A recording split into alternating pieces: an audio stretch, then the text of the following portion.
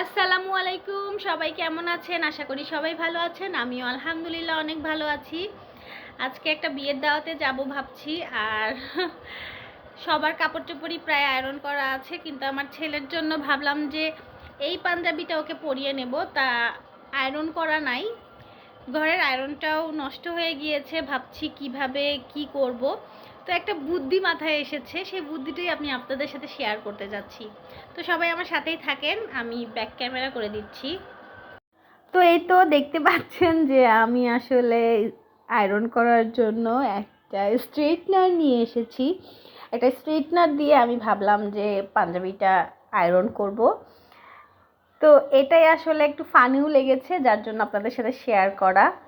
আর আমার মনে হয় যে আয়রনটা কিন্তু একেবারে খুব সুন্দর না হলেও মোটামুটি কাজ চালানোর মতো হচ্ছে।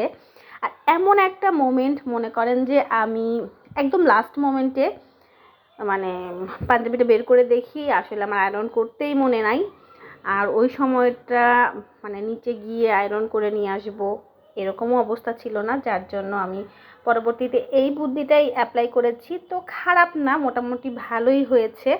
এই যে দেখেন ফাইনাল লুক মোটামুটি কাজ চালানোর মতো। তো সবাই ভালো থাকবেন, সুস্থ থাকবেন, আর আমার জন্য অনেক অনেক দোয়া করবেন। আল্লাহ হাফেজ।